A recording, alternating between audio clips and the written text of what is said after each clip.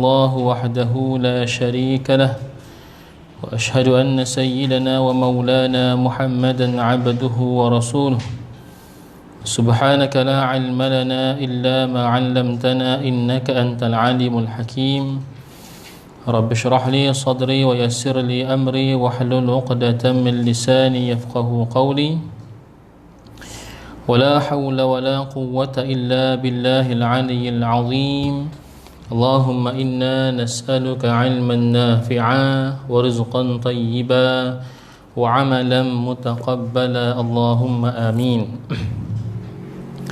Alhamdulillah, sama-sama kita merafa' setinggi-tinggi syukur kehadrat Allah Subhanahu wa taala yang masih lagi memberikan kepada kita kesempatan dan melimpahkan kepada kita taufik di pagi yang mulia ini dapat sama-sama kita berhimpun di dewan yang mulia untuk sama-sama kita mengimarahkan tempat ini dengan majlis-majlis ilmu dan juga majlis-majlis mengingati Allah Subhanahu wa taala. Alhamdulillah. Yang kedua yang perlu saya minta maaf kerana terlewat pada pagi ini, ada urusan tadi yang perlu saya selesaikan. Yang ketiga yang saya minta maaf juga sebab saya tersilap perkiraan minggu, sepatutnya kan pada awal bulan. Jadi ini dah hujung bulan sebab dia Rabu yang kelima kan. Jadi sepatutnya saya dah minta, saya bagi tahu saya nak sediakan nota pada pertemuan yang lepas. Tapi tak apalah sebab ini kekurangan di pihak saya minta maaf. Jadi maknanya akan datang ni kita bulan depan ke ataupun bulan depan saya bagi tahu. Oh ya ke, okey baik. Tak apa. Jadi insyaAllah saya akan sediakan yang akan datang lah sebab buku ni dia tidak ada terjemahan dalam bahasa Melayu. Jadi saya kena terjemahkan sendiri bahasa Arab dan agak masuk sikit lah. Ala kulli hal, insyaAllah pada pagi ni kita akan sambung lagi pengajian kita yang lepas, yang mana kita dah mulakan muqaddimah berkaitan dengan satu buku yang dipanggil sebagai Qawaid Quraniyah, kaedah-kaedah Al-Quran ataupun kaedah-kaedah Qurani, yang mana kaedah-kaedah Quran ini yang diambil daripada ayat-ayat Allah Subhanahu wa taala. Qawaid maksudnya kaedah. Dia asal di bahasa Arab ni kita dah ditranslatekan ke bahasa Melayu dah. Kaedah jadi kaedah. Qawaid maksudnya plural, kaedah-kaedah. Quraniyah merujuk kepada Al-Quran.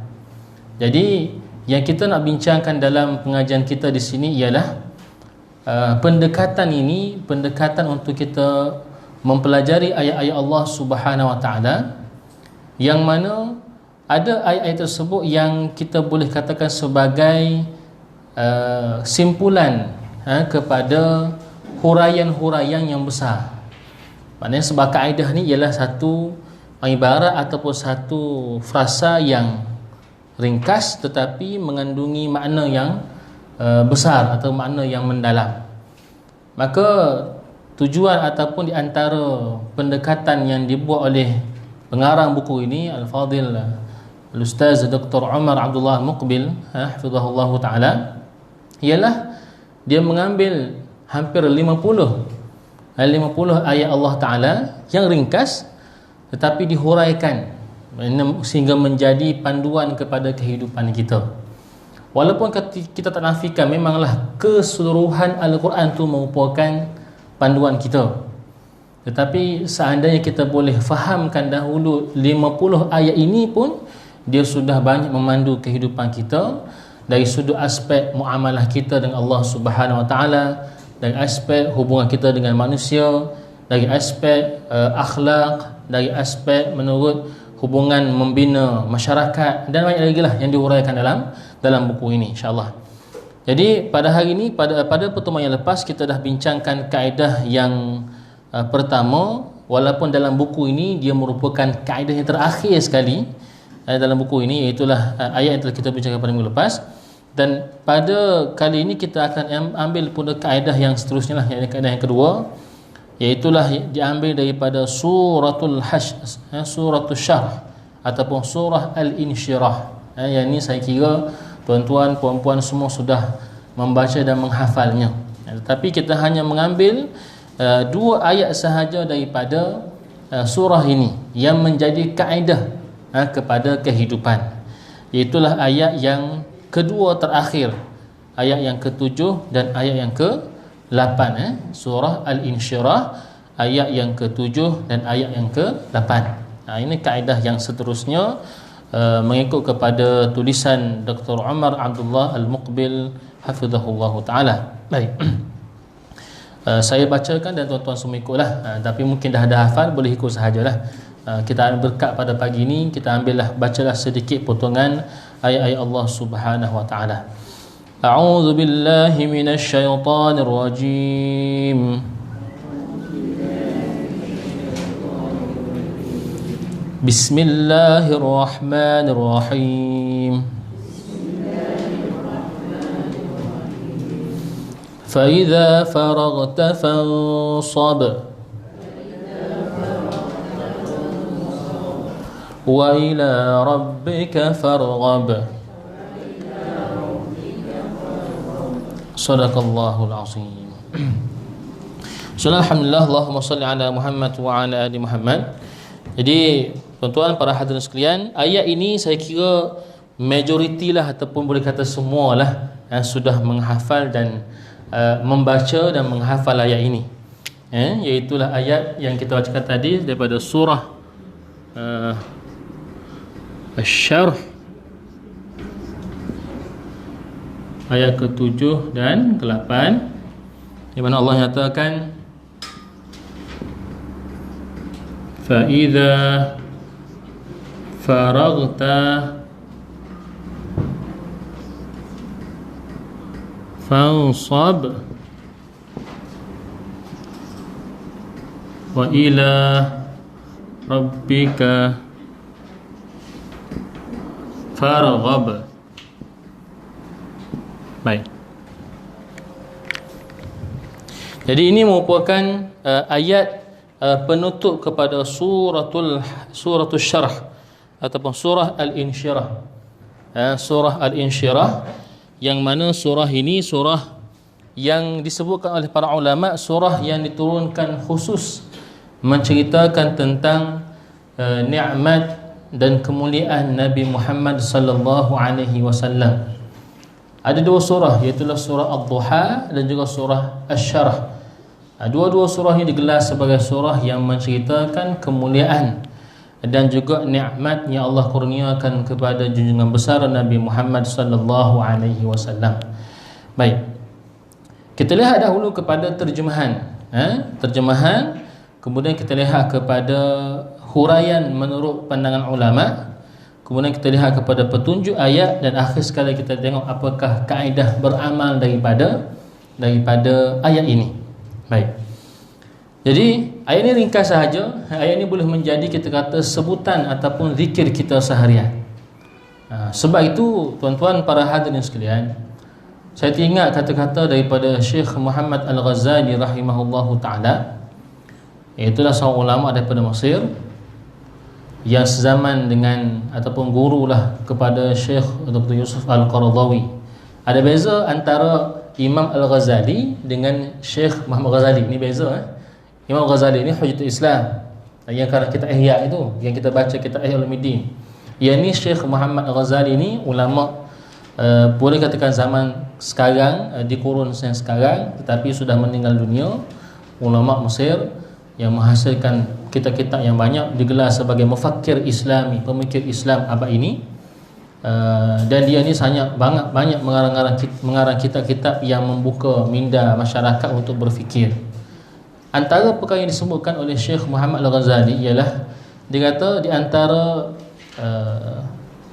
musibah ataupun satu ujian yang menimpa umat Islam pada hari ini ialah mereka hanya menyebut Al-Quran tetapi tidak membaca Al-Quran.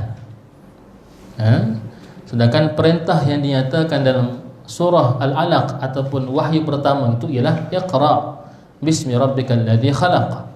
Bacalah dengan nama Tuhanmu yang menciptakan. Jadi Iqra ni, kita ingat Iqra ni macam kita baca Iqra lah. Mana baca Iqra, baca kan. Kemudian kita lepas baca kita dah lancar, kemudian kita rasa cukup lah. Yang penting boleh baca dan lancar bacaan.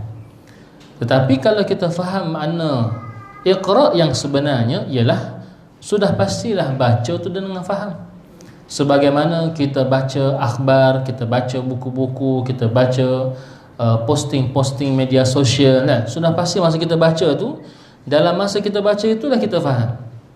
Kalau tidak, minta maaf sebut, kalau orang yang hanya sekadar dikatakan baca tapi tak faham, itu hanyalah menyebut, kata Syekh Muhammad Ghazali. Sebagaimana seorang budak yang membaca buku, dah dia bukan boleh sebut 1, 2, 3 dia baca dah. Cuba tanya dia faham tak? Dia tak faham, tapi lancar bacaan dia. Begitulah teguran yang baik daripada Syekh Muhammad Ghazali ini. Dia kata kena bezakan di antara menyebut Al-Quran dengan membaca Al-Quran. Maka kita dalam kelas pengajian macam ni, tuan-tuan sudah belajar tentang cara menyebut Quran dengan betul dalam kelas-kelas tajwid, kelas-kelas tahsin. Alhamdulillah, itu merupakan, kita kata, pelengkap kepada hidup kita. Tapi ini merupakan asas yang kedua yang kita kena faham, iaitulah liyadabbaru ayatih, untuk tadabbur, untuk kita faham ayat-ayat Allah Subhanahu Wa Taala, sekaligus membawa makna sebenar kepada Iqra bismi rabbikal ladzi khalaq. Bacalah dengan nama Tuhan kamu yang menciptakan. Baik. Oleh sebab itulah, walaupun surah ini surah yang sudah banyak kali kita baca dalam solat, dalam zikir kita dan sebagainya, kita nak suruh betul-betul kita membacanya. Itulah membaca dengan memahami apakah yang dinyatakan oleh Allah Subhanahu Wa Taala, khususnya pada dua ayat ini, fa idza faraghta fansab wa ila rabbika farghab. Baik. Terjemahannya apa dia? Fa idza, maka apabila, faraghta, kamu sudah selesai. Kamu ini asalnya merujuk kepada Nabi Muhammad sallallahu alaihi wasallam. Sebab surah ni awal-awal lagi pun sebut tentang Nabi dah. Alam nashrah laka sadrak. Nah, wahai Muhammad, bukankah kami telah lapangkan dada kamu, sallallahu alaihi wasallam. Jadi memang awal ayat ni cerita tentang Nabi yang dilapangkan dada dia. Baik. Jadi setelah tu pun yang kedua, yang ketiga sampai yang terakhir pun asalnya ditujukan kepada Nabi sallallahu alaihi wasallam. Maka fa iza faraghta fansab, setelah mana wahai Muhammad kamu selesai urusan kamu, faraghta mana selesai satu urusan, fansab. Fansab ni apa dia? Fansab ni ialah buatlah dengan sungguh-sungguh urusan lain pula. Dia bukan sekadar faf'al. Allah tak kata buat, tapi Allah kata fansab. Fansab ni maknanya kita usahakan dengan bersungguh-sungguh, itu namanya fansab. Baik. Wa ila, dan kepada rabbika, Tuhanmu, wahai Muhammad sallallahu alaihi wasallam, farghab, maka harapkanlah, apa dia, berharap ataupun bertawakal kepada Allah Subhanahu wa taala. Baik. Jadi secara ringkas kita faham, Allah kata ayat ini, bila mana kamu selesai satu urusan, Allah tak kata berhenti. Allah kata fansab, buat urusan lain pula selepas itu. Wa ila rabbika farghab, dan kepada Tuhan kamu sahajalah kamu berharap. Berharap apa? Nanti kita bincangkan apakah yang dikatakan berharap dalam ayat ini. Baik. Tuan-tuan para hadirin sekalian, ayat ini yang kita bacakan tadi itu, yang kita bacakan ini ialah satu daripada dipanggil qawaid tarbiyatun nafsi. Yang ini menurut pandangan penulis kita, dikata ini sebagai kaedah untuk tarbiyatun nafsi.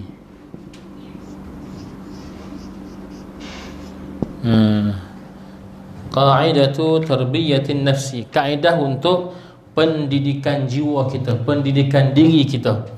Maka disebutkan sebagai ayat 2 ayat terakhir ialah tentang bagaimanakah cara untuk kita memastikan hidup kita ini dalam pendidikan ataupun dalam penterbiahan yang mengikut kepada ajaran Nabi Muhammad sallallahu alaihi wasallam. Baik. Para hadirin sekalian, pertamanya sebelum kita huraikan lebih lanjut, yang pertama sekali kita lihat di sini dia kata pada ayat, pada kalimah yang pertama, fa idza, fa di sini. Fa ni kalau kita terjemahkan dalam bahasa Arab dipanggil sebagai maka. Ada. Tetapi fa di sini ada makna yang kita katakan perlu kita fahami juga, sebab fa ini dipanggil sebagai fa tafri'. Fa tafri'. Baik. Jadi ini benda bagus sikitlah kan kita kata. Yang dikatakan fa tafri' ini apa dia? Disebutkan dalam buku kita ni, dikata iaitulah fa yang mana menjelaskan apa yang ada pada sebelumnya. Fa ini dia yang menghimpunkan apakah perincian ayat yang sebelumnya. Baik. Itu dipanggil fa tafri'. Contoh macam ni untuk senang faham. Contohnya bila mana kita hari ni kan dalam tempoh SOP kan, kita kata apa? Kena bagi setiap orang tu dia kena pakai penutup muka, dia kena sanitize tangan, dia kena jaga penjarakan, dia kena scan barcode, dia kena jujur dalam laporan dia. Jadi semua tu terangkan, akhir kata apa? Maka jagalah SOP. Tu. Jadi maka jagalah SOP tu ialah ringkasan kepada face mask, sanitize tangan, jarak, bla bla bla, semua itulah. Itu yang dikatakan sebagai fa tu, maka itu. Maka ni kan. Fa di sini ialah menunjukkan simpulan kepada apa yang diceritakan sebelum daripada ayat 7 dan 8 ini. Baik. Maka kita katakan bahawasanya apa yang kita bincangkan pada pagi ini ialah nak merangkumi pendetilan yang ada pada ayat sebelumnya. Baik. Kalau kita lihat apa dia? Maka kita lihatlah ayat sebelumnya. Allah kata apa? Allah kata dalam Al-Quran, a'udzu minasyaitonir rajim, bismillahirrahmanirrahim, alam nashrah laka sadrak. Allah kata tentang kelapangan dada Nabi sallallahu alaihi wasallam. Allah lapangkan dada baginda sallallahu alaihi wasallam. Para hadirin sekalian, ini antara keistimewaan Nabi Muhammad sallallahu alaihi wasallam.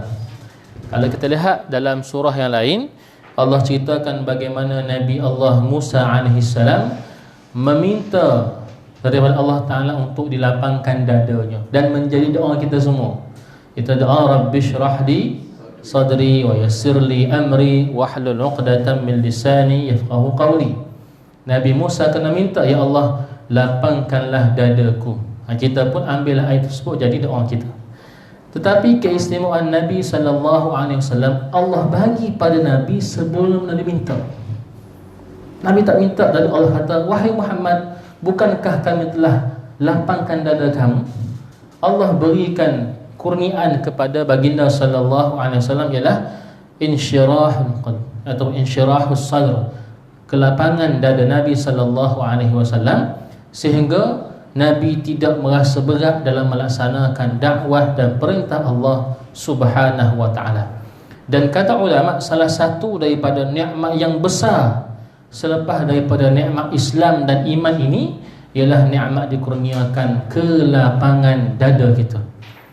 Sehingga kan kita jadi tenang, sehingga kan ujian-ujian dunia yang kita hadapi ini pun kita berhadapan dengan penuh sabar dan syukur kepada Allah Subhanahu wa taala. Ini antara dikatakan sebagai suatu nikmat.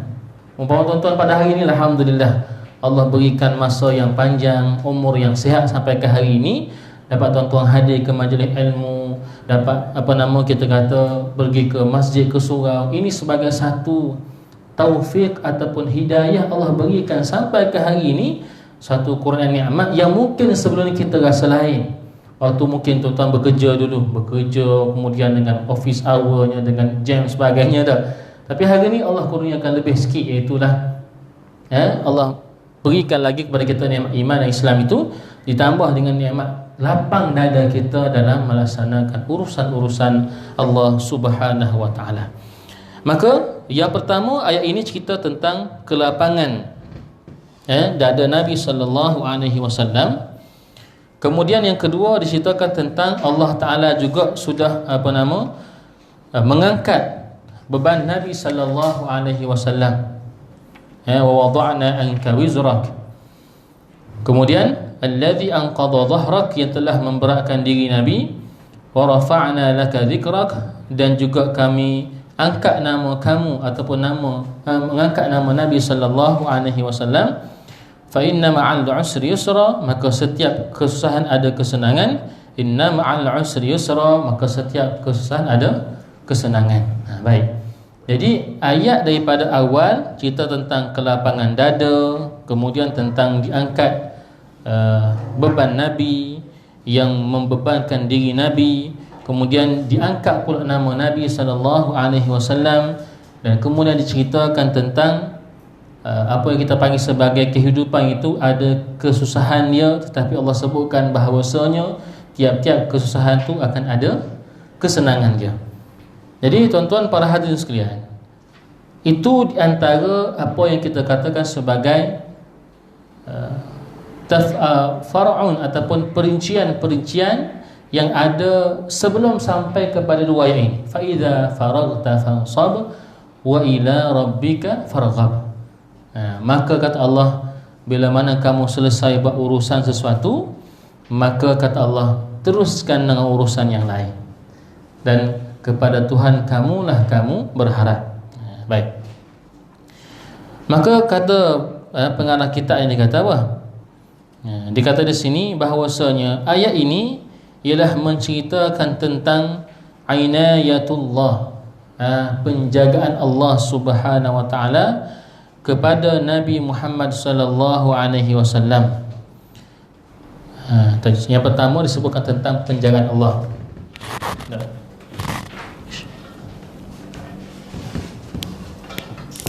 Betul. Baik wayang itu. Baik. Jadi faida faraghta fansab ni kita kata tadi ialah tentang simpulan dah. Okey, apakah simpulan pertama? Yang pertama, simpulan cerita tentang inayatullah, penjagaan Allah Subhanahu wa taala. Kan kita biasa sebut dengan taufik dan inayah dah. Inayah ni apa dia? Inayah ni maknanya penjagaan Allah taala. Allah jaga Nabi. Jadi dalam ayat ini pertama sekali Allah cerita tentang bahawasanya wahai Muhammad, jangan risau. Engkau ini wahai Muhammad SAW ialah insan yang maksum, yang dijaga oleh Allah Subhanahu wa taala. Bukan sahaja jaga, Allah berikan pula kemudahan kepada Nabi, iaitulah nikmat yang besar dilapangkan dari Nabi dalam menjalankan dakwah. Maka Nabi ini tuan-tuan, para hadirin sekalian, dia tidak ada istilah kalah. Kalau kita katakan nothing to lose, tidak ada benda yang Nabi nak risaukan. Sebab tugas Nabi ni apa dia? Tugas Nabi dia berat. Nabi kena sampaikan tabligh, sifat wajib bagi Rasul kan, mesti sampaikan. Dan sampaikan ini dia tak boleh sekejap naik sekejap turun. Nabi kena sampaikan tiap-tiap kali turun wahyu, tiap-tiap kali turun perintah, Nabi wajib sampaikan.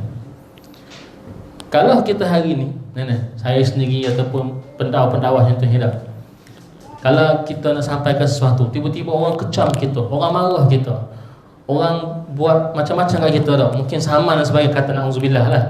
Apa kita buat? Kita akan berhenti. Kita mungkin relax sekejap, ataupun kita pindah tempat lain ke, sebab ada orang sedang kecam kita. Tetapi Nabi SAW, kata ulama, Nabi ini, tanda Nabi itu Rasul apa dia? Iltizamuhu dalilun ala nubuwwati. Iltizamnya Nabi dalam melaksanakan dakwahnya itulah dalil paling nyata bahawasanya Nabi itu merupakan sebenar-benar Nabi. Kalau Nabi itu bukan Nabi, kalau orang kecam Nabi, Nabi akan lari. Nabi akan tinggalkan sebab ni kena marah ni. Tapi sebab ini bukan kehendak Nabi SAW. Ini merupakan perintah Allah Subhanahu wa taala, itu yang atas sekalinya. Jadi bila perintah sebagaimana seorang pekerja kepada bos dia maka pekerja ni dia binding, dia terikat dengan bos dia. Bos dia suruh, dia kena buat. Begitulah analoginya, misalannya bahawasanya Nabi itu tetap kena sampaikan dakwah kerana ini merupakan arahan Allah Subhanahu wa taala. Maka tak kira lah dalam keadaan susah ke senang ke, orang marah ke, hatta pak saudara Nabi sendiri pun larang Nabi dakwah pun, Nabi tetap kena sampaikan dakwah, kerana itulah tanda sebenar nubuwah kenabian Muhammad sallallahu alaihi wasallam. Dia panggil iltizamuhu dalilun ala nubuwwatih. Iltizamnya itu ialah bukti pada nyata tentang kenabian Muhammad sallallahu alaihi wasallam. Jadi dalam keadaan nak kena sampaikan ini, tiba-tiba ada halang. Apa yang paling besar sekali kena buat? Dada kena lapang, kena yakin. Maka ini Allah berikan anugerah kepada baginda sallallahu alaihi wasallam, sehingga baginda ni nothing tulus, tidak ada apa-apa baginda nak dirisaukan sebab itu. Apatah lagi setelah berlakunya belah dada Nabi sallallahu alaihi wasallam. Yang paling kita tengok dalam sirah, dua lah yang paling jelas, iaitulah sebelum daripada waktu Nabi kecil, waktu Nabi kecil sekali dia belah dadanya. Yang kedua ketika mana Nabi sebelum naik ke Isra Mi'raj. Ini antara dua yang paling besar lah peristiwanya. Ada ulama kata 4, tapi kita ambil 2 peristiwa lah, menunjukkan bahawasanya secara fizikalnya pun Nabi pernah dibelah dadanya dan dibersihkan jiwanya itu. Dan Nabi naik ke langit sampai kepada Sidratul Muntaha, Nabi diperlihatkan segala-galanya. Maka setelah dilihat segala-galanya, apa lagi salah? Kerana Nabi ini Allah Ta'ala jaga sehingga akan inayatullah ini menyebabkan Nabi ini lapang dadanya ketika mana melaksanakan perintah Allah Subhanahu Wa Ta'ala. Kita cerita pasal Nabi dulu lah, lepas tu baru kita kaitkan dengan diri kita lah. Sebab saya kena jelaskan dahulu tentang ayat ini turun kepada baginda SAW, baru kita boleh jelaskan apa kaitan dengan kita. Ini di antara kita nak panggil disiplin kita kena jagalah. Sebab mana-mana ayat Quran ni para hadirin sekalian, ayat Quran ni mesti kita tengok dulu kepada apa yang asal perintahnya, baru kita boleh cerita apakah pengajaran di sebaliknya. Baru betul. Itu dipanggil sebagai disiplin dalam kita memahami Al-Quran. Baik. Yang kedua ialah setelah daripada disebutkan tentang penjagaan, yang kedua disebutkan tentang dipanggil sebagai saya simpulkan sebagai raf'ul haraj lah. Raf'ul haraj ni apa dia? Maknanya diangkat kesusahan ke atas Nabi sallallahu alaihi wasallam. Pertama disebutkan diangkat kesusahan tu ialah bila mana Allah kata wa wada'na 'anka wizrak alladhi anqadha dhahrak. Diangkat kesusahan tu sehingga kan Nabi tidak rasa beban.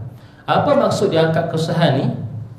Antara maksudnya pertama ialah nak ceritanya Nabi tu diangkat segala dosanya, ataupun Nabi itu tidak berdosa pun.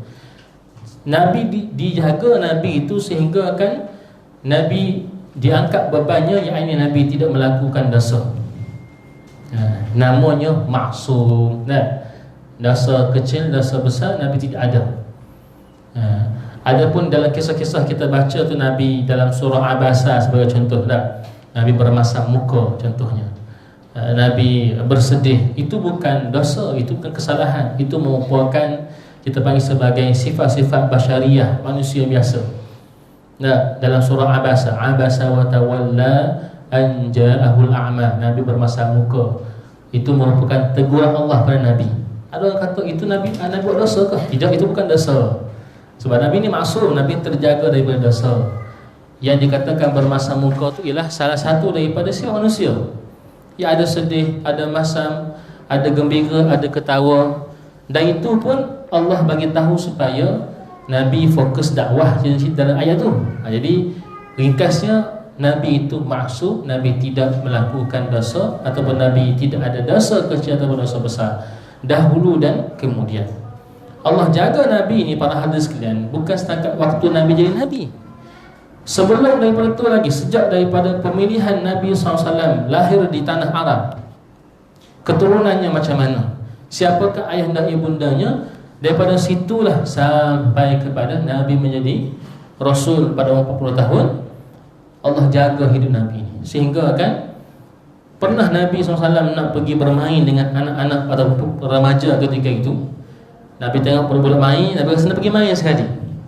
Nabi tinggalkan gembalaan dia, Nabi nak pergi tu, waktu Nabi nak pergi tu tiba-tiba Nabi rasa mengantuk.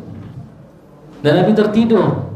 Bangun-bangun tengok orang dah habis main, dah habis bermain. Kali pertama macam tu. Pergi kali kedua pula, lagi sekali Nabi nu'as, mengantuk dan tertidur pula. Menyebabkan Nabi kata Nabi tak pergi dah. Begitu sekali kata Syekh Abuti, Allah nak jaga Nabi bukan setakat waktu 40 tahun tu. Sebelum tu pun Nabi sudah dijaga dan dipelihara, sehingga akan terkenal dalam kalangan penduduk Mekah bahawasanya Nabi itu orangnya Al-Amin, orang yang amanah, yang jujur, yang berintegriti, yang benar. Itu merupakan gelaran Nabi sebelum daripada menjadi Rasulullah sallallahu alaihi wasallam. Ini kehebatan bagi Nabi sallallahu. Maka yang kedua ni cerita pasal wa wada'na anka wizrak alladhi anqadha dhahrak, mana Nabi diangkat kesusahan Nabi, diangkat dosa Nabi sehingga Nabi tak berdosa. Yang ketiga, yang kedua, maksud yang kedua bagi Rafal Harash ni ialah diangkat kesusahan Nabi dalam urusan-urusan dakwah Nabi. Fa inna ma'al usri yusra, inna ma'al usri yusra, maknanya diangkat kesusahan Nabi. Dan ditunjukkan jalan dakwahnya, kemudian dilapangkan Nabi, ditunjukkan pergi ke hijrah ke Madinah, kemudian membina masyarakat di antara Aus dan Khazraj, Muhajirin Ansar, kemudian berlakunya perang dan sebagainya sehinggalah kepada Fathu Mekah. Maka setiap daripada kesukaran Nabi itu, Nabi susah dakwah di Mekah, kemudian Nabi berhadap Nabi kehilangan dua isteri yang tersayang, Abu Talib dan juga Sayyidah Khadijah. Kemudian Nabi pergi pula ke Taif untuk berdakwah, dimarah lagi selepas itu, dikecam lagi, dihina lagi. Nabi mengadu kepada Tuhan. Kemudian Allah berikan kepada Nabi apa dia? Sebab tu Isra Mi'raj. Maka nak ceritanya setiap daripada kesusahan Nabi itu Allah telah sediakan jalan kemudahan selepas itu. Sebagai suatu tarbiyah ni, tarbiyah kepada jiwa bahawasanya setiap kesusahan yang kita hadapi pasti akan ada kesenangan di kemudian hari. Setiap ujian yang kita hadapi, setiap musibah akan adanya hikmah. Kita dah bincang minggu lepas dah, pertemuan yang lepas itu. Jadi setiap musibah yang menimpa akan ada hikmah-hikmah yang memberikan kemudahan kepada kita. Itu yang dikatakan sebagai inayah dan juga mengangkat kesusahan dan juga dosa. Okey. Maka yang kita nak simpulkan ialah bila mana disebutkan macam tu, barulah kita nak kaitkan dengan jiwa kita pada hari ini. Baru kita nak kaitkan dengan diri kita pada hari ini. Baik, apakah kaitan dia? Para hadirin sekalian, sebagaimana baginda sallallahu alaihi wasallam dijaga oleh Allah Subhanahu wa taala, alam nashrah laka sadrak. Maka kita juga sebagai muslim yang beriman, bila mana kita beriman kepada Allah Subhanahu wa taala, kita nak supaya kita sentiasa dijaga oleh Allah. Memanglah kita tak akan dapat sebagaimana penjagaan oleh Nabi SAW, memang tak dapat pun. Tetapi kita sebagai umat Nabi ini, kita nak cari apakah perkara-perkara, cara-cara untuk mendapat inayatullah, untuk mendapat penjagaan daripada Allah Subhanahu wa taala. Jadi ini yang kita nak kan. Maka pertama sekali dalam kehidupan kita ini, saat kita bangun daripada tidur kita gitu, kita nak supaya Allah jaga kita sejak daripada kita bangun tidur sampailah kita nak kembali tidur selepas ini. Maka di sana banyak amalan-amalan yang kita nak ambil, nak buat supaya kita mendapat inayah. Bukan hanya sebut je inayah raksasa, tapi biar kita nak dapat inayah itu. Kalau cerita Nabi Allah kurniakan, tapi kita ni hamba Allah, kita cari bagaimana nak mendapat. Ada beza di antara diberi dengan minta. Jadi kita ni ialah meminta daripada Allah Ta'ala akan penjagaan dia.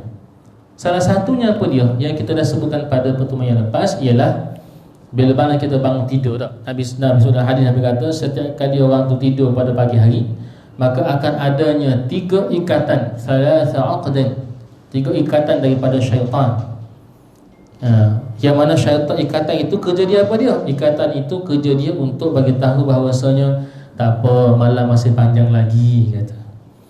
Itu yang bangun tidur, bangun tengok pukul 5, tak apalah 5 minit lagi lah. Bangun-bangun dah pukul 6 dah, asal 5 minit ni. Tak apa, 5 minit lagi tidur, contohnya. Tengok pukul 6 dah, tak apalah, naik sekejap lagi, 10 minit je lagi. Bangun-bangun pukul 6.30 dah. Ini namanya ada bisikan-bisikan yang suruh kata tak apa, malam masih panjang lagi. Baik. Apa kata Nabi? Nak hilangkan ikatan tu macam mana? Yang pertama Nabi kata, bila mana kamu bangun dan kamu menyebut nama Allah Subhanahu wa taala. Wa dzkur ismallah, sebut nama Allah. Sama baca doa lah, alhamdulillahilladzi ahyana ba'da ma amatana wa ilaihin nusyur. Sebut yang pertama. Nabi kata in halat 'aqdah. Terurai ikatan yang pertama.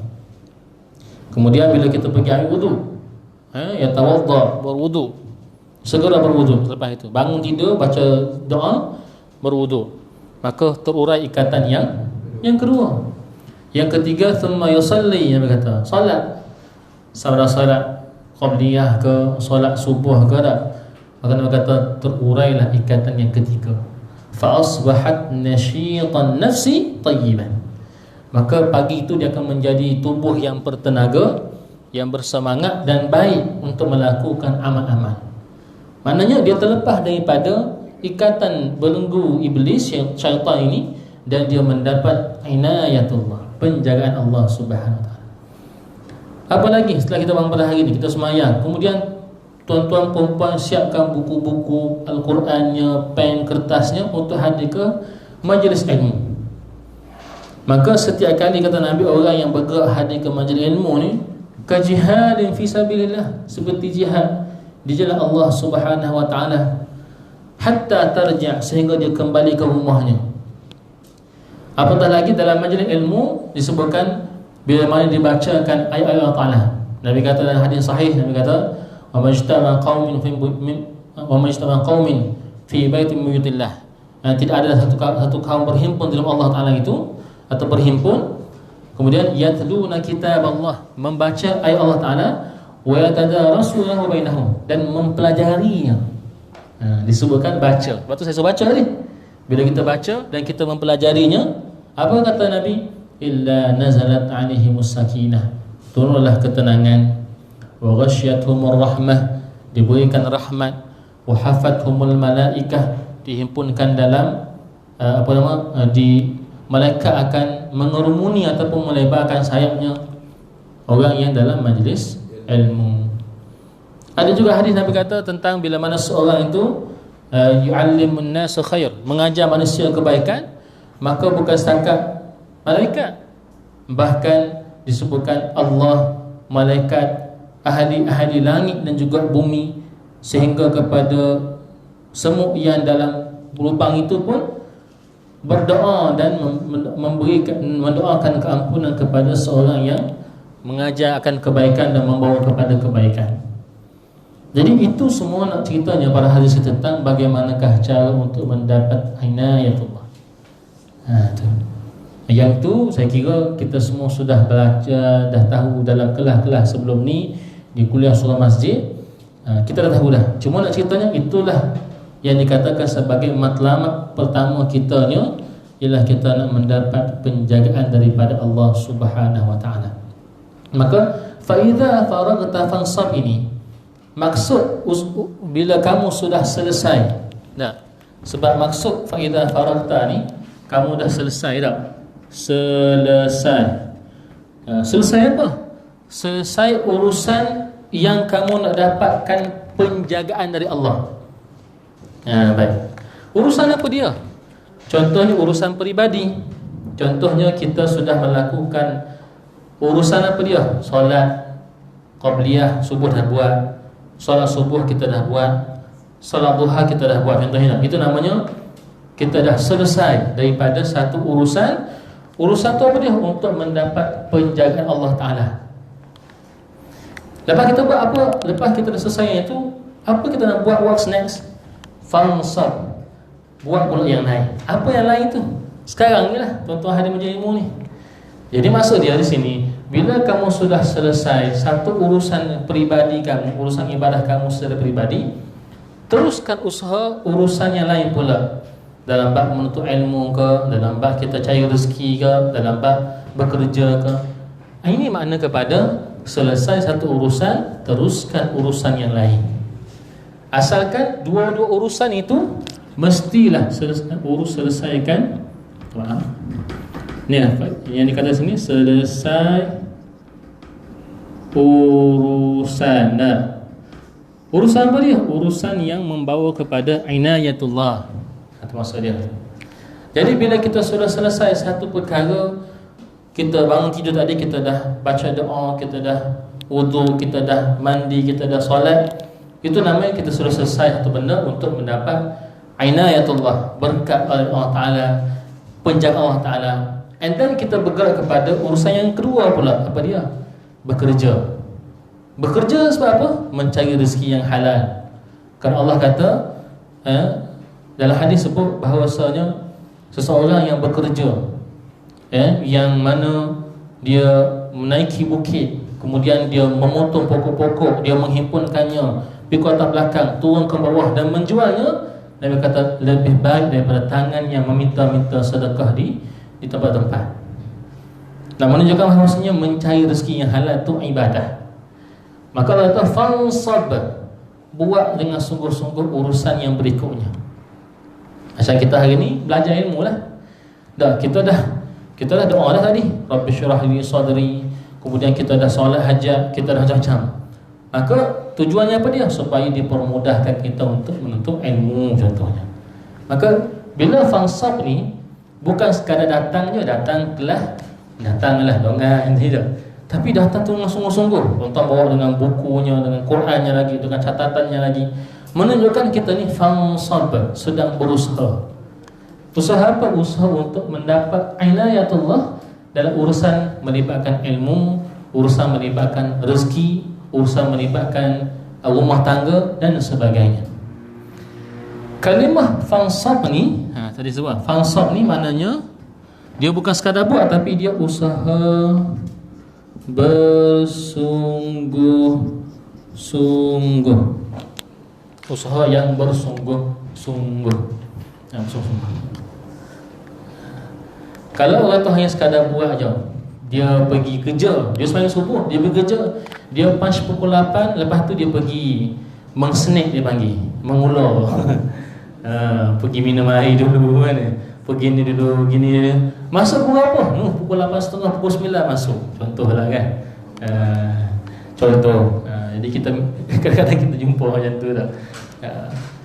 Sebab walaupun sebab dia melibatkan dia punch in punch out kan, melainkan ada urusan urusan tak apa, tapi kalau memang dia sengaja pergi punch, lepas tu dia keluar sebab cari dan sebagainya kan, maka di manakah keberkatan rezeki dia, di manakah fansab dalam urusan kerja dia.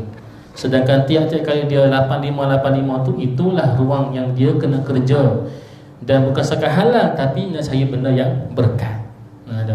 Maka fansab tu mesti macam tu, usaha sungguh-sungguh. Kalau orang tu dia meniaga, dia mesti meniaga tu dengan sungguh-sungguh.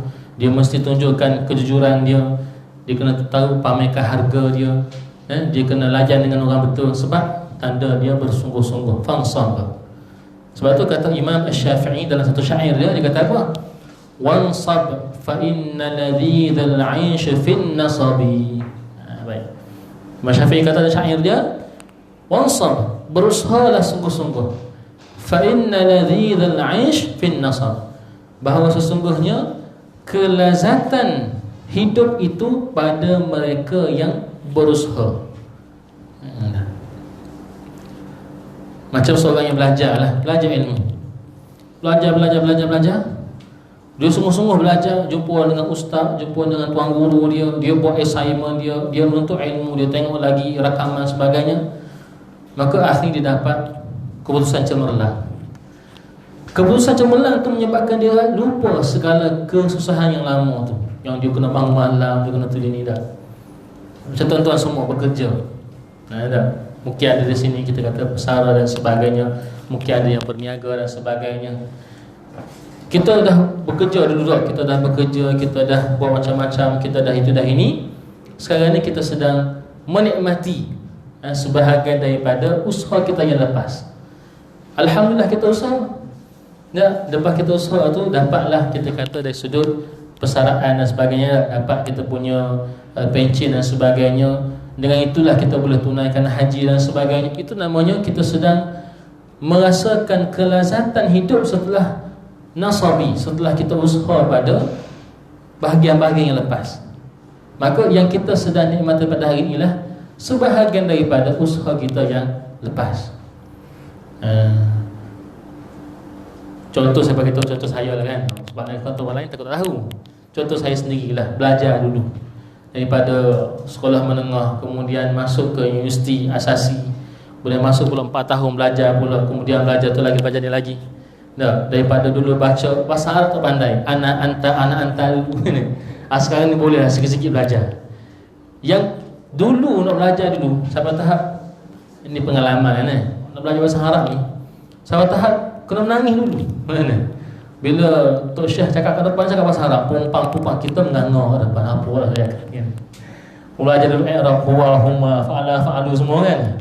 Tak faham lagi kita tu, tapi sebab nak belajar juga. Wansab, belajar. Belajar. Nangis belajar. Sampai lebih kurang 6 bulan saya ingat lagi. 6 bulan saya belajar tu. Barulah Allah buka sikit, boleh faham sikit-sikit. Waktu buka tu lah, Masya Allah, seronoknya belajar. Dulu saya dengar Mona Jasmine dalam Aikim kan, cakap bahasa Arab, tak faham. Sekarang ni, boleh faham lah sekarang, Alhamdulillah kan. Boleh faham apa? Alhamdulillah, dia sebahagian daripada wansab tadi, kita usaha sungguh-sungguh. Dan sebenarnya tidak terlewat kepada tuan-tuan, ibu ayah sekalian untuk belajar. Tak terlewat pun. Selagi mana ada masa, selagi mana ada kehendak, ada keinginan untuk belajar tu, maka belajarlah. Tetapi wansab ni bukan mudah. Dia akan ada upaya, kadang-kadang faham, tak faham mana. Kadang-kadang rasa okey, tak okey. Itu biasa dalam belajar ni. Asalkan kita fansab, kita tu usaha-usaha dan niat kita nak faham ayat Allah Ta'ala, nak faham tentang perintah Allah, nak makin dekat dengan Al-Quran. Maka moga-moga dengan niat kita yang bersih dan baik itu, lama-lama nanti kita bincangkan akan adanya fa inna ma'al usri yusra, tu akan ada selepas ini. Jadi bila mana kita selesaikan satu urusan, teruskan urusan yang lain. Dalam pada kita nak meneruskan urusan ni, dia akan ada kesusahan dia, betul tak? Maka ini namanya ni yang kedua ni. Ni. Itulah kita yakin bahawasanya dalam tempoh pendidikan tarbiyah nafs ini, bila kita dah usaha, kita dah selesai satu urusan, bergerak urusan yang kedua dan seterusnya, dalam pada kita nak buat tu, kadang-kadang dia ada kesukaran dia dah. Maka yang suka itu Allah ingatkan kita, fa inna ma'al usri yusra. Ingatlah bahawasanya tiap-tiap kesukaran itu akan ada kesenangan dia. Yang menariknya ayat itu Allah sebut al-usru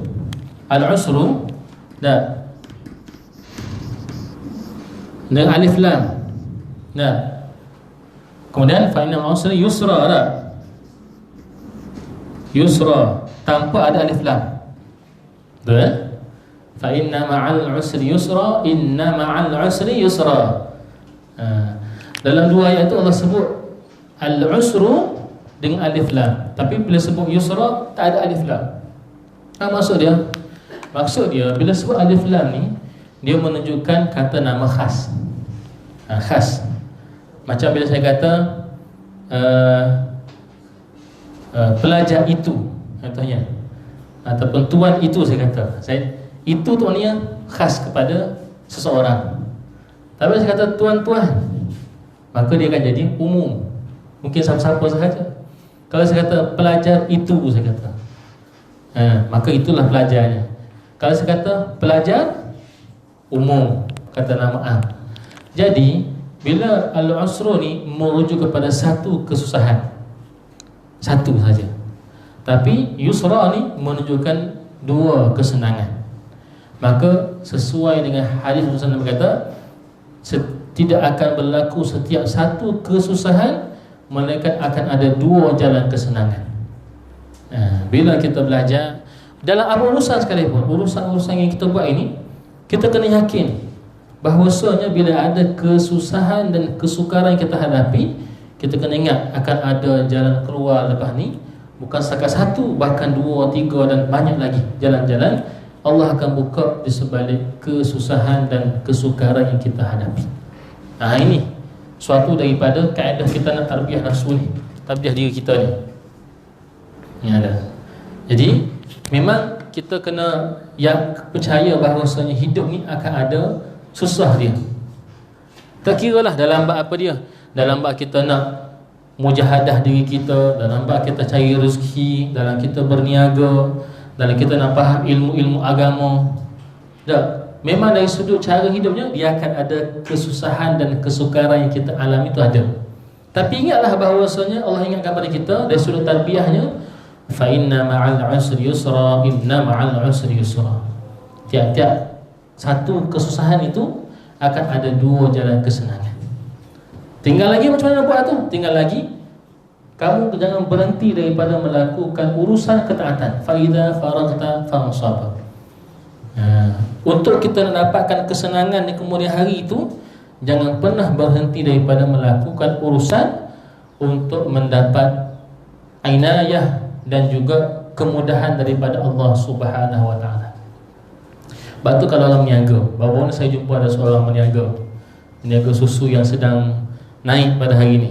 Saya sembah dia lah, jumpa dengan dia.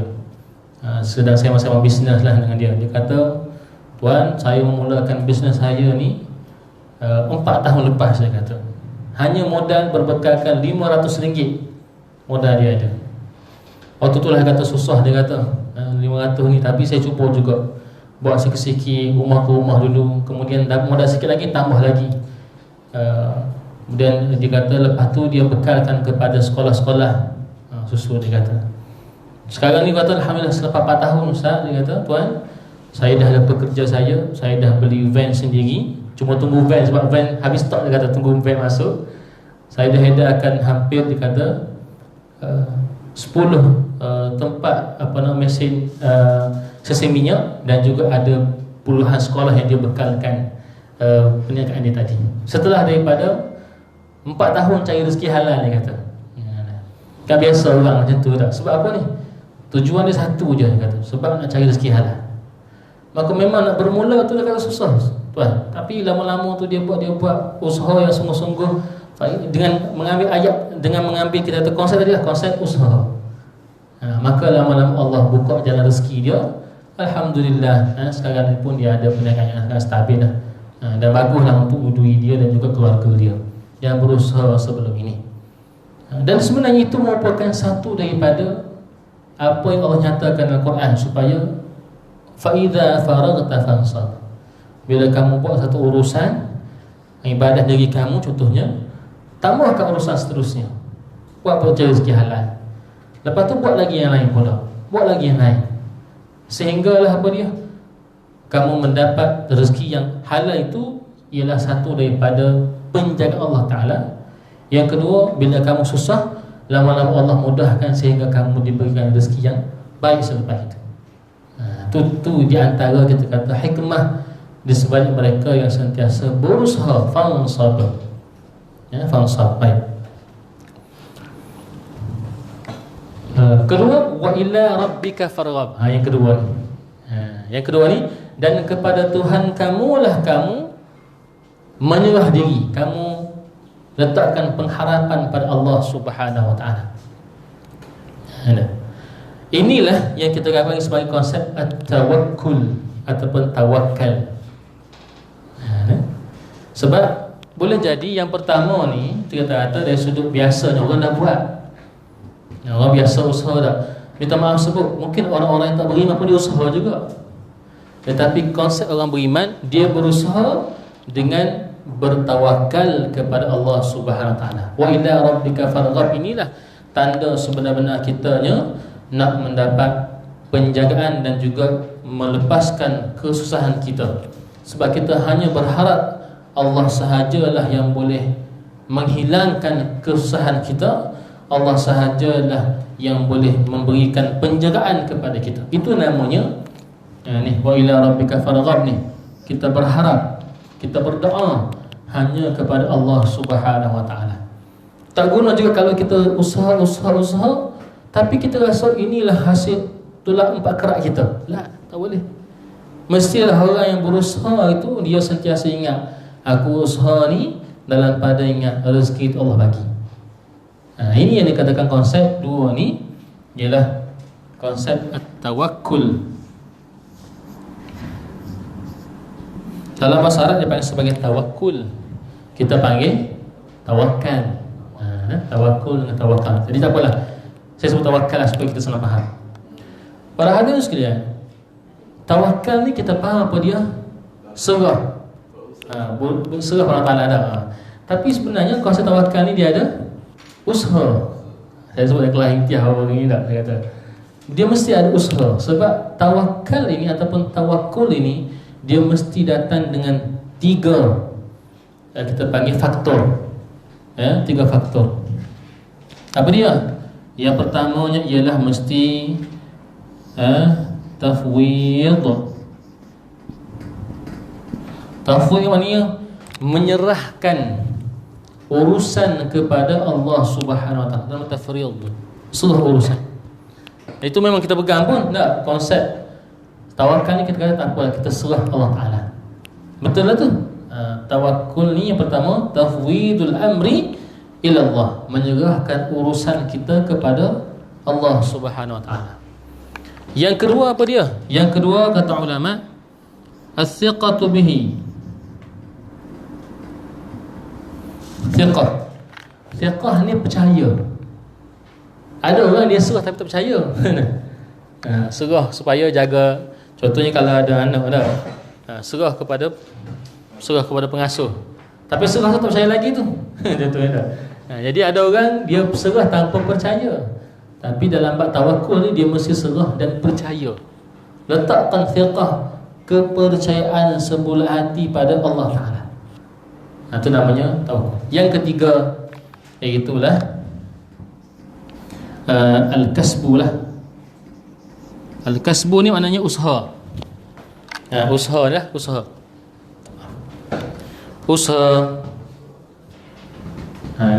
Usaha barulah konsep tawakal tu dipanggil sebagai konsep tawakal yang sebenar. Haqqa tawakkulih, dengan sebenar-benar tawakal. Bila Nabi kata dalam hadis, Nabi kata siapa-siapa yang bertawakal dengan tawakal yang sebenarnya, bihaqqi tawakkulih, maka Allah Ta'ala akan bagi rezeki kepada dia seperti rezekinya burung. Rezeki burung ni macam mana rezeki burung ni? Dia keluar waktu pagi, dia keluar cari makanan dia, dalam keadaan melapar, dia akan pulang dengan makanan. Nabi katakan itu merupakan sebenar-benar tawakal. Jadi ulama keluar, apakah dia katakan sebenar tawakal tu? 3 ni lah. Sebab burung yang keluar tu dia bukan duduk senyap je, dia doa je, dia serah diri, tidak. Tapi dia keluar pergi cari makanan daripada pokok ke pokok, daripada tanah ke tanah, sehingga dia jumpa. Itu namanya dia al-kasbu, dia usaha. Maka inilah namanya sebagai sebenar-benar tawakkul ataupun sebenar-benar tawakal. Kalau orang tu dia tidak ada yang ni, dia tak usaha pun, bagi dia tak apalah, kita doa je lah. Doa, kita sembahyang hajat, insya-Allah dapat, dia kata. Katanya Syekh Abdul Sahidi, dia kata orang tu bukan tawakkul, dia hanya tawakal, dia panggil, dia ada alif. Maksudnya orang tu hanya sekadar, dia tak sempurna tawakal dia. Nabi pernah tegur seorang sahabat Nabi, seorang Arab, yang mana dia tinggalkan unta dia kata tawakal tu Allah, aku sudah berserah diri kepada Tuhan. Nabi kata tidak, kamu ambil tali, ikat dulu tali, semua tawakal, kemudian kamu tawakal. Maka Nabi ajarkan kepada orang tadi bagaimanakah tawakal yang sebenar. Kalau tidak, kalau kamu terikat, itu kamu tidak memenuhi syarat-syarat tawakal yang sebenar-benar tawakal. Jadi sebab itulah bila kita faham macam tu, tuan-tuan para hadirin sekalian, maka benarlah kata Allah Ta'ala ayat 2 ni sebagai simpulan kepada kaedah kita. 38 ke dia sebab ni dan api. Ya ke?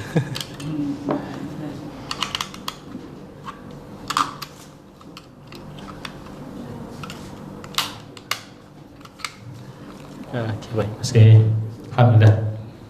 Jadi ini inilah yang dikatakan sebagai sebenar-benar tawakal, iaitulah orangnya fa idza faraghta fansab wa ila rabbika farghab. Barulah orang tu, ya, dia dalam hidup dia ini dia sentiasa setelah selesai urusan dia dengan Allah, dia bernama ibadah, dia berdoa, kemudian dia usaha. Dalam tempoh dia usaha tu dia sentiasa berharap agar Allah Ta'ala permudah urusan dia. Itu namanya orang yang mempunyai ciri-ciri tawakkul yang sebenar-benarnya. Bila mana dia menghayati dua ayat ini dalam kehidupan dia, fa idza faraghta fansab wa ila rabbika farghab. Ingatlah ayat yang kedua ini, yang 8 inilah pengubat kepada jiwa kita. Sebab barulah kita akan rasa tenang dalam apa je urusan yang kita buat. Sebab kita tahu bahawasanya dalam rezeki contohnya, Allah sediakan rezeki kepada hamba-hambanya. Maka kita hanya berharap, kita berdoa, di samping juga kita sedang usaha sungguh-sungguh. Yakinlah kalau sudah rezeki kita akan jadi rezeki kita juga. Kata seorang ulama bernama Hatim Al-Asam, dia kata apa? Alimtu anna rizqi la ya'khudhuhu illa ghairi. Aku tahu bahawasanya rezekiku ini tidak akan diambil kecuali aku sendiri. Tak, kalau rezeki kita, apa kita risau? Mesti akan dapat bahagian kita. Kalau orang lain ambil, mana itu bukan rezeki kita lah itu. Ini kan konsep yang menenangkan. Fa ana mutmainnu bihi, maka aku jadi tenang. Dia kata. Yang kedua kata alimtu anna amali la ya'maluhu illa ghairi. Aku tahu bahawasanya amalanku ini tidak akan dibuat oleh orang lain kecuali dia aku sendiri. Fa ana masyghulun bihi, maka aku sibuk dengan melakukan amalku. Bolehkah kita minta ustaz tolong niatkan sekali solat zuhur nanti, boleh ke ustaz? Tak boleh. Amal kita sendiri-sendiri kita buat. Saya buat amal, tuan-tuan buat amal, bahkan tuan-tuan punya amal lebih baik daripada saya lagi sebenarnya. Bukan masing-masing dengan amalan masing-masing. Barulah menyebabkan kita ni sibuk dengan urusan kita. Kita tahu kalau kita tak buat ni, kita tak akan dapat. Ini kita buat, kita baca Quran, kita itu, kita ini, kita itu, kita ini. Sebab apa? Amalan kita adalah diri kita. Maka kita sibuk dengan amalan kita, bukan sibuk dengan amal orang lain. Orang lain tak buat tu, tak apalah, kita jaga diri kita dulu. Yang ketiga kata Hatim Al-Asam, alimtu anna mauta ya'ti baghtatan.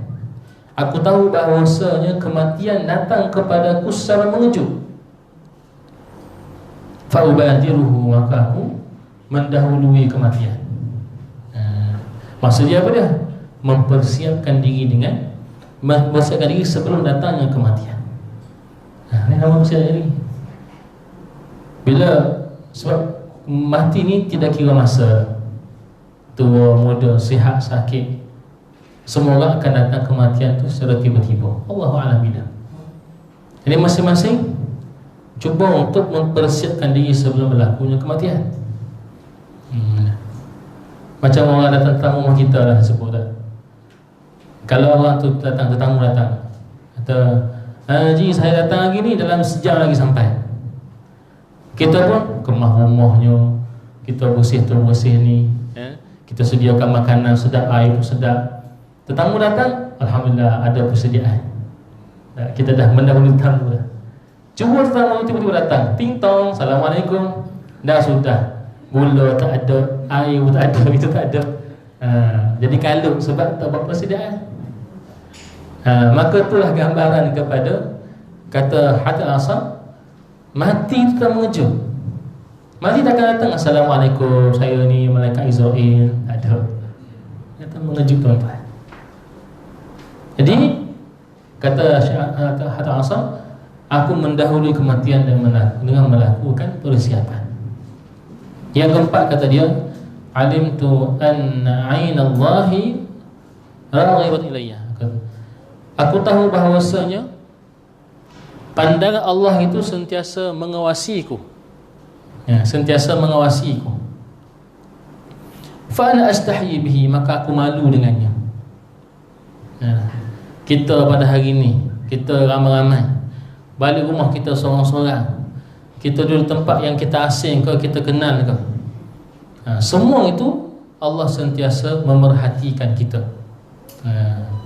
Maka kita rasa malu, fa ana astahyi bihi, rasa malu bila mana kita buat sesuatu itu kalau tidak kena dengan perintah Allah Subhanahu wa taala. Jadi fa ana astahyi, aku rasa malu.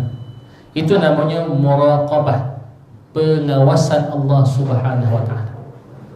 Jadi empat perkara tadi sebenarnya dalam yang kita sebut tadi, iaitulah kita nak fa idza faraghta fansab, kita usaha melakukan amal kita setiap hari dan kita tak berhenti pun. Kalau kita dah buat amal wajib, teruskan dengan amal yang sunat. Kalau kita sudah buat amal individu, kalau kita sudah buat amal individu, kita buat amal yang berjemaah.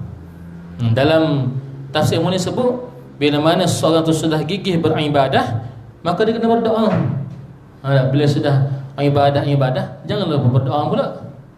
Lepas tu dia beramalan pula. Bila seorang tu sudah membuat amalan fardi, maka dia pergi berjihad fisabilillah. Maka hidup tu sentiasa dalam keadaan berusaha. Bukan kita nak kata tak boleh rehat, boleh rehat. Bahkan Nabi pun ajar, Nabi kata, Nabi sendiri pun berjaga dan Nabi berehat. Nabi kata, Nabi berpuasa, Nabi berbuka puasa, dan Nabi berkahwin para wanita. Maka nak ceritanya memanglah dalam setiap kehidupan kita ni ada waktu kita rehat, ada waktu kita berjaga, ada waktu kita cari ilmu, ada waktu kita bersosial. Tapi pastikanlah yang kita buat tu semua dalam urusan ke arah ketaatan dan mendapat inayatullah, mendapat penjagaan dari Allah Subhanahu wa taala. Kita tak nak buat urusan yang akhirnya menjauhkan daripada inayatullah.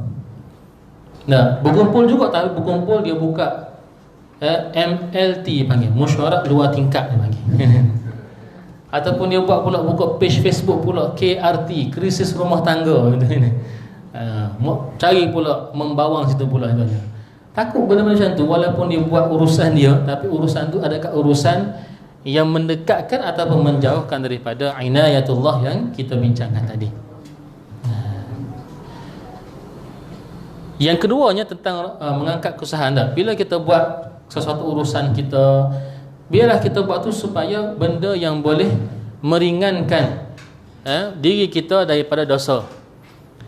Bila Allah kata dalam Quran, kata wa wada'na 'anka wizrak allazi anqadha dhahrak, itu maksudnya Nabi, Allah angkat Nabi daripada sebarang kesukaran. Nabi angkat Nabi daripada dosa-dosa yang menimpa Nabi. Nabi ni maksum. Jadi kata ulama, untuk mendapat ketenteraman jiwa ialah dengan mengurangkan dosa. Tak mungkin dua benda tu berhimpun sekali. Tak mungkin seorang yang melakukan dosa dan maksiat hidup dia tenang. Tak. Kalau dia kata tenang, maknanya tenang tu tenang yang salah. Seseorang yang dikatakan lapang dada dia itu, sudah semestinya orang itu dijauhkan ataupun menjauhkan diri dia daripada dosa dan maksiat. Sebab apa? Setiap kali orang tu buat dosa, apa yang berlaku? Hati dia menjadi hitam.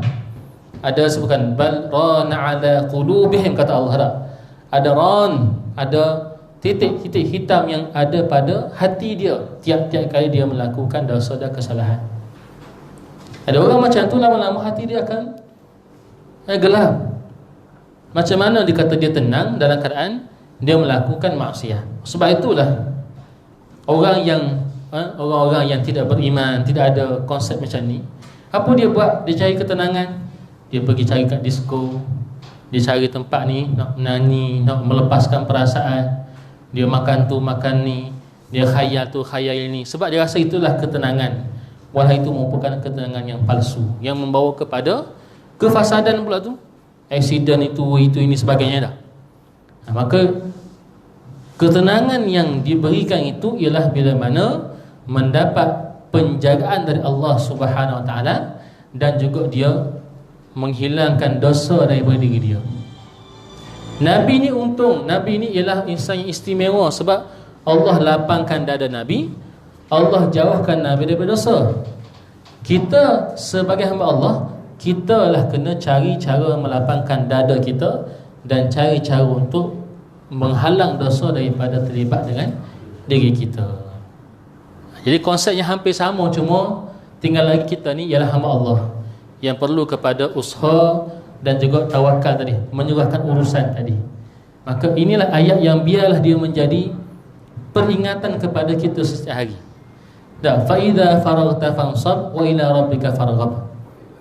Jadi biarlah benda ni sentiasa mari dalam hidup kita. Kadang-kadang kita rasa malas nak buat ibadah dunia. Ingat Allah kata fa idza faraghta fansab. Kalau kita rasa letih buat ibadah baca Quran, baca Quran, tak apa. Tutup Quran sekejap, solat 2 rakaat. Rasa solat 2 rakaat ni rasa ni pula, tak apa, keluar pula, cari pula, mungkin pergi sedekah kat orang ke, pergi makan kat orang ke.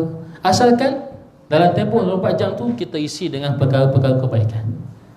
Sebab tu dia ajar pada kita, disebutkan oleh ulama, biar kita mempelbagaikan aktiviti hidup kita.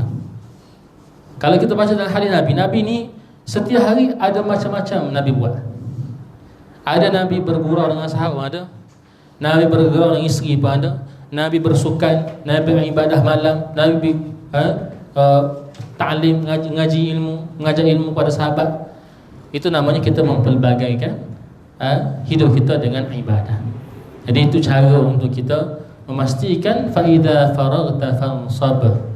Bila dah selesai satu urusan, teruskan dengan yang lain-lain yang kita mampu.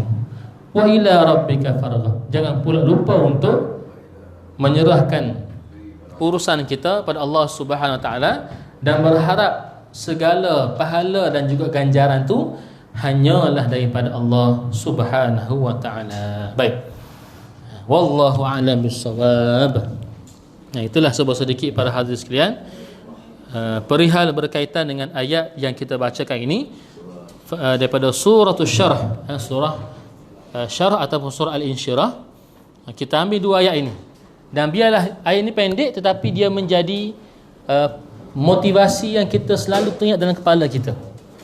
Dan itulah yang kami buat pun bila mana kadang-kadang kita rasa letih ke, kita rasa tak bermaya ke apa, ayat inilah yang menjadi pengubat kita. Allah kata fa idza faraghta fansab wa ila rabbika farghab. Maka janganlah kita sekali-kali lupa untuk sentiasa kita mencari kebaikan dan juga kita berdoa kepada Allah Subhanahu Wa Taala sebagaimana yang disebutkan dalam doa iftitah kita, inna salati wa nusuki wa mahyaya wa mamati lillahi rabbil alamin. Dah, kita pun sebut dah solat, kemudian ibadah, hidup dan mati. Bukan solat saja, tapi solat dan segala aktiviti hidup kita, menunjukkan kita sedang melakukan fa idza faraghta fansab tadi. Macam-macam kita buat. Jadi namanya kita mengikrarkan lagi sekali bahawasanya inna salati wa nusuki wa mahyaya wa mamati lillah, kepada Allah Subhanahu Wa Taala. Wallahu a'lam bissawab. Itulah sebuah sedikit dan insyaallah moga-moga kita harapkan ayat ini menjadi kita kata peringatanlah kepada kita setiap hari dalam pada kita nak mendapat inayatullah, nak mendapat pelepasan daripada kesusahan, nak mendapat tawakal yang sebenarnya. Maka inilah ayat yang kita harapkan menjadi peringatan dan juga motivasi kepada kita. Semoga dia menjadi kaedah kehidupan dalam tarbiyatun nafsi, mendidik jiwa kita ke arah lebih bertakwa dan juga lebih melakukan kebaikan-kebaikan dan hanya mengharapkan ganjaran daripada Allah Subhanahu Wa Taala, insyaallah. Bismillahirrahmanirrahim. Allahumma salli ala Muhammad wa ala ali Muhammad. اللهم أعنا على ذكرك وشكرك وحسن عبادتك. اللهم زدنا ولا تنقصنا وأكرمنا ولا تهنا وأعتنا ولا تحرمنا وآثرنا ولا تؤثر علينا وأرضنا وارض عنا برحمتك يا أرحم الراحمين. والحمد لله رب العالمين. أقول قولي هذا وأستغفر الله العظيم لي ولكم. والسلام عليكم ورحمة الله وبركاته.